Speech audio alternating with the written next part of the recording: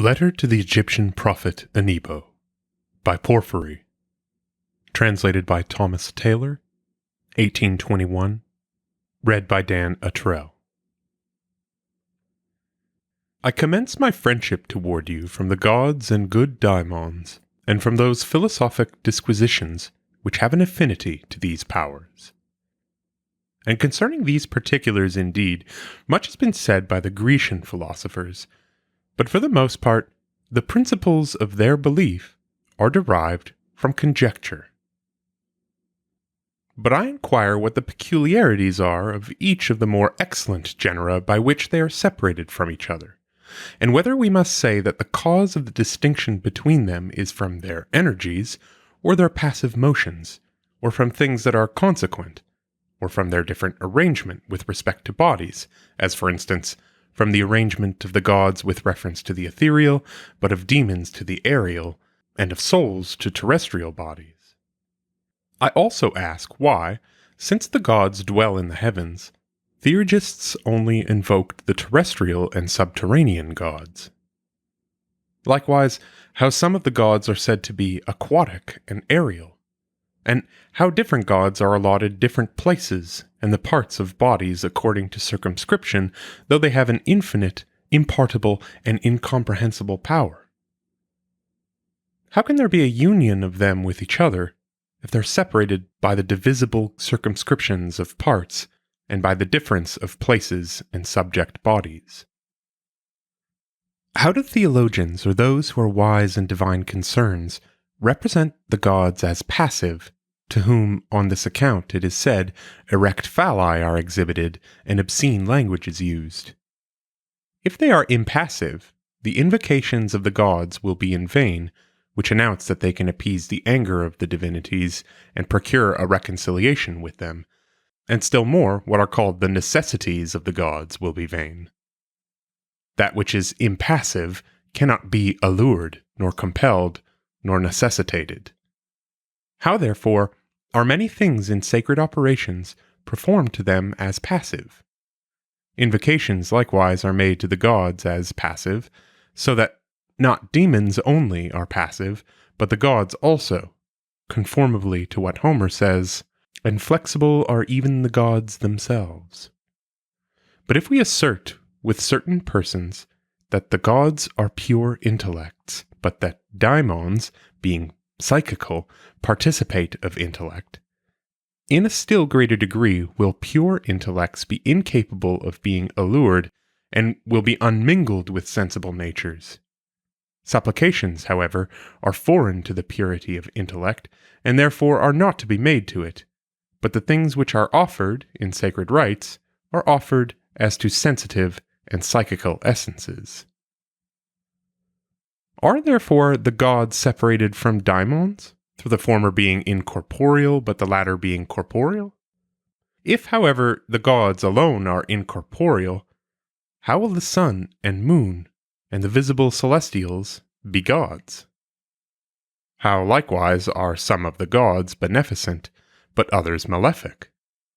What is it that connects the gods in the heavens that have bodies with the incorporeal gods? What is it that distinguishes daimons from the visible and invisible gods, since the visible are connected with the invisible gods? In what do a daimon, hero, and soul differ from each other? Is it in essence, or in power, or in energy? What is the indication of a god, or angel, or archangel, or demon, or certain archon or soul being present? For to speak boastingly, and to exhibit a phantasm of a certain quality, is common to gods and daimons, and to all more excellent genera. In this way, the genus of gods will in no respect be better than that of daimons. Since the ignorance of and deception about divine natures is impiety and impurity, but a scientific knowledge of the gods is holy and beneficial, the ignorance of things honorable and beautiful will be darkness, but the knowledge of them will be light. And the former indeed will fill men with all evil through lack of erudition and through audacity, but the latter will be the cause to them of every good. I wish you, therefore, to unfold to me the truth respecting these particulars. And in the first place, I wish you to explain to me distinctly what that is which is effected in divination. For we frequently obtain a knowledge of future events through dreams when we are asleep, not being at that time in a tumultuous ecstasy, for the body is then quiescent, but we do not apprehend what then takes place in the same manner as when we are awake. But many, through enthusiasm and divine inspiration, predict future events, and are then in so wakeful a state as even to energize according to sense, and yet they are not conscious of the state they are in, or at least not so much as they were before. Some also of those who suffer mental alienation energize enthusiastically on hearing cymbals and drums, or certain modulated sound, such as those who are corybantically inspired, those who are possessed by Sabazios, and those who are inspired by the Mother of the Gods. But some energize enthusiastically by drinking water, as the priest of Clarius in Colophon, others by being seated at the mouth of a cavern, as those who prophesy at Delphi, and others by imbibing the vapor from water, as the prophetesses in Branchize. Some also become enthusiastic by standing on characters, as those that are filled from the intromission of spirits. Others, who are conscious of what they are doing in other respects, are divinely inspired according to the fantastic part. Some indeed receiving darkness for a cooperator, others certain potions, but others incantations and compositions, and some energize according to the imagination through water, others in a wall, others in the open air, and others in the sun, or in some other of the celestial bodies. Some also establish the art of investigation of futurity through viscera, through birds, and through the stars. I likewise ask concerning the mode of divination, what it is, and what the quality by which it is distinguished. All diviners indeed assert that they obtain a foreknowledge of future events through gods or daimons, and that it is not possible for any others to know that which is future than those who are the lords of futurity. I doubt, therefore, whether divinity is so far subservient to men as not to be averse to some becoming diviners from meal. But concerning the causes of divination, it is dubious whether a god, an angel, or a daimon, or some other power, is present in manifestations or divinations or certain other sacred energies, as is the case with the powers that are drawn through you, the priests, by the necessities with which invocation is attended. Or does the soul assert and imagine these things? And are they, as some think, passions of the soul, excited from small incentives? Or is a certain mixed form of subsistence produced from our soul, and a divine inspiration externally derived? Hence it must be said that the soul generates the power which has an imaginative perception of futurity through motions of this kind, or that the things which are adduced from matter constitute daimons, through the powers that are inherent in them, and especially things adduced from the matter which is taken from animals. For in sleep, when we are not employed about anything, we obtain a knowledge of the future, but that a passion of the soul is the cause of divination is indicated by this, that the senses are occupied, that fumigations are introduced, and that invocations are employed, and likewise that not all men, but those that are more simple and young, are more adapted to prediction. The ecstasy also of the reasoning power is the cause of divination, as is likewise the mania which happens in diseases or mental aberration, or a sober and vigilant condition, or suffusions of the body, or the imaginations excited by diseases, or an ambiguous state of mind, such as that which takes place between a sober condition and ecstasy, or the imaginations artificially procured by enchantment. Nature, likewise art, and the sympathy of things in the universe, as if they were the parts of one animal, contain pre-manifestations of certain things with reference to each other, and bodies are so prepared that there is a pre-signification of some by others, which is clearly indicated by the works performed in predicting what is future.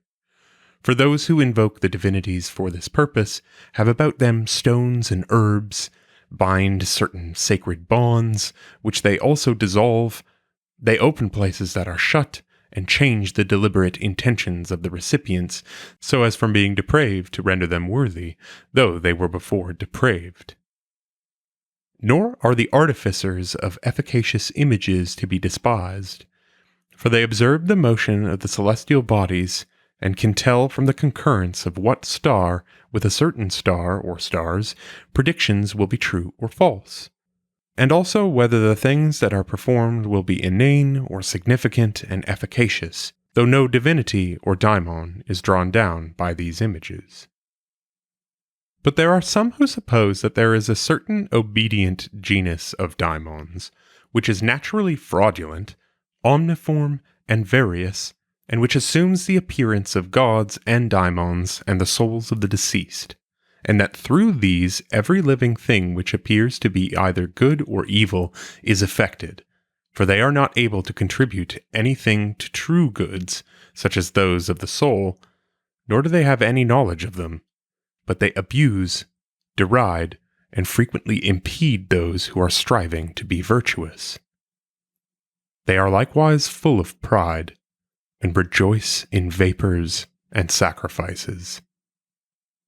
Jugglers likewise fraudulently attack us in many ways through the ardor of the expectations which they raise. It very much indeed perplexes me to understand how superior beings, when invoked, are commanded by those who invoke them, as if they were their inferiors. But when they are called upon to act unjustly, they do not refuse so to act. Though the gods likewise do not hear him who invokes them, if he is impure from venereal connections, yet, at the same time, they do not refuse to lead anyone to illicit sexual activities. I am likewise dubious with respect to sacrifices, what utility or power they possess in the universe, and with the gods, and on what account they are performed, appropriately indeed, to the powers who are honored by them, but usefully to those by whom the gifts are offered. Why also do the interpreters of prophecies and oracles think it requisite that they should abstain from animals, lest the gods should be polluted by the vapors arising from them, and yet the gods are especially allured by the vapors of animals? Why is it requisite that the inspector, who presides over the sacred rites, ought not to touch a dead body, though most sacred operations are performed through dead bodies? And why, which is much more absurd than this, are threats employed and false terrors by any casual person, not to a daimon or some departed soul, but to the sovereign sun himself, or to the moon, or some one of the celestial gods, in order to compel these divinities to speak the truth? Does not he who says that he will burst the heavens, or unfold the secrets of Isis, or point out the arcanum in the adytum, or stop Baris, or scatter the members of Osiris to Typhon, or that he will do something else of the like kind, does not he who says this, by thus threatening what he neither knows nor is able to effect, prove himself to be stupid in the extreme? And what abjectness does it not produce in those who, like very silly children, are possessed with such vain fear, and are terrified at such fictions? And yet Chiramon, who was a sacred scribe, writes these things, as disseminated by the Egyptians. It is also said that these, and the things of the like kind, are of a most compulsive nature. What also is the meaning of those mystic narrations which say that a certain divinity is unfolded into light from mire, that he is seated above the lotus, that he sails in a ship, and that he changes his form every hour according to the signs of the zodiac? For thus, they say, he presents himself to the view, and thus ignorantly adapt the peculiar passion of their own imagination to the god himself. But if these things are asserted symbolically, being symbols of the powers of this divinity, I request an interpretation of these symbols, for it is evident that if these are similar to passions of the sun when he is eclipsed, they would be seen by all men who intently survey the god. What also is the design of names that are without signification, and why of such are those that are barbaric preferred to our own? For if he who hears them looks to their signification, it is sufficient that the conception remains the same, whatever the words may be that are used. For he who is invoked is not of the Egyptian race, nor, if he was an Egyptian, does he use the Egyptian, or, in short, any human language.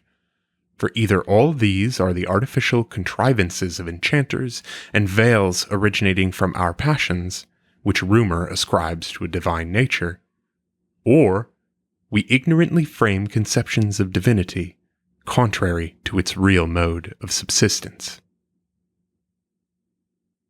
I likewise wish you to unfold to me what the Egyptians conceived the first cause to be, whether intellect or above intellect, whether alone or subsisting with some sort of others, whether incorporeal or corporeal, and whether it is the same with the demiurge, or prior to the demiurge.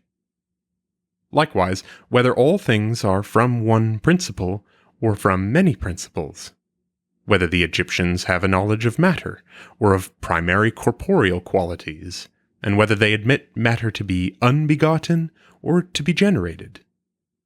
For Chirimon indeed and others do not think there is anything else prior to the visible worlds, but in the beginning of their writings on this subject admit the existence of the gods of the Egyptians, but of no other, except what are called the planets, the gods that give completion to the zodiac, and such as rise together with these, and likewise the sections into decans and the horoscopes. They also admit the existence of what are called the powerful rulers, whose names are to be found in the calendars, together with their ministrant offices, their risings and settings, and their significations of future events. For Chirimon saw that what those who say the sun is the demiurge, and likewise what is asserted concerning Osiris and Isis, and all the sacred fables, may be resolved into the stars and the phases, occultations and risings of these, or into the increments or decrements of the moon, or into the course of the sun, or the nocturnal and diurnal hemisphere, or into the river Nile. And, in short, the Egyptians resolve all things into physical, and nothing into incorporeal and living essences. Most of them likewise suspend that which is in our power from the motion of the stars, and bind all things, though I know not how, with the indissoluble bonds of necessity, which they call fate. They also connect fate with the gods, whom, nevertheless, they worship in temples and statues and other things, as the only dissolvers of fate. Concerning the peculiar daimon, it must be inquired how he is imparted by the Lord of the geniture, and according to what kind of efflux or life or power he descends from him to us, and also whether he exists or does not exist, and whether the invention of the Lord of the geniture is impossible or possible. For if it is possible, he is happy who, having learned the scheme of his nativity, and knowing his proper daimon, becomes liberated from fate. The canons also of genethliology, or prediction from the natal day, are innumerable and incomprehensible, and the knowledge of this mathematical science cannot be obtained, for there is much dissonance concerning it, and Chirimon and many others have written against it.